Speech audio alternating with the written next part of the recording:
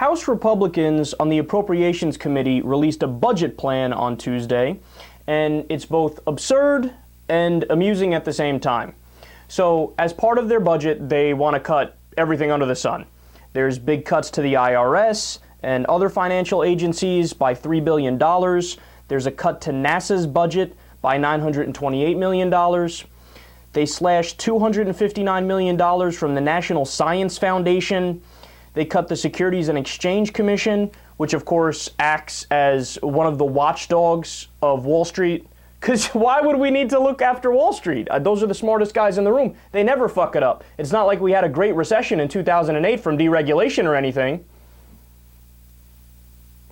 They also cut the Federal Communications Commission and Federal Trade Commission, which would see their budgets cut by tens of millions of dollars.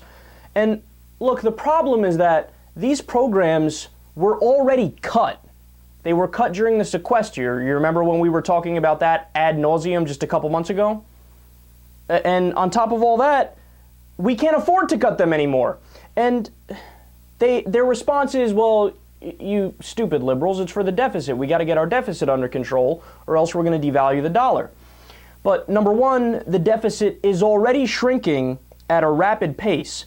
So it's going to be $759 billion, and Obama inherited a $1.4 trillion deficit. So it's almost cut in half, right?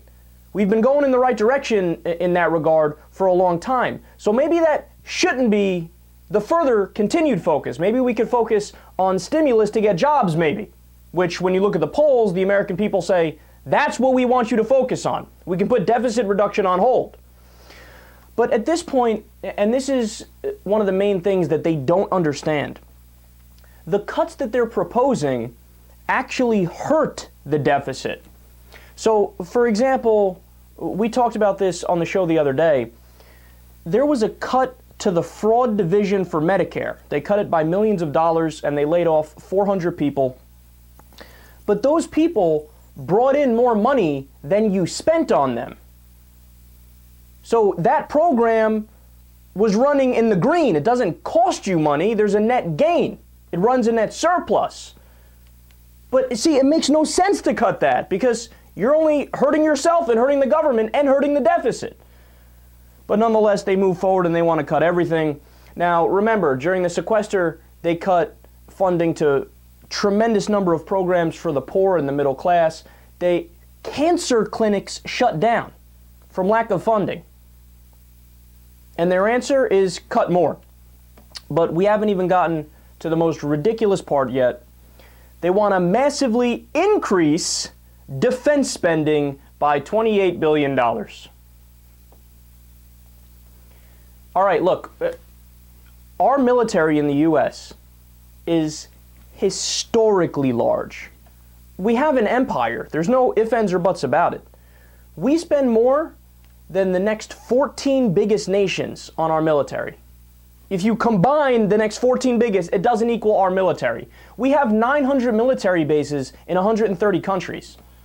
When all is said and done in the Iraq War, we will have spent $7 trillion when you add up all the interest going out to the year 2053.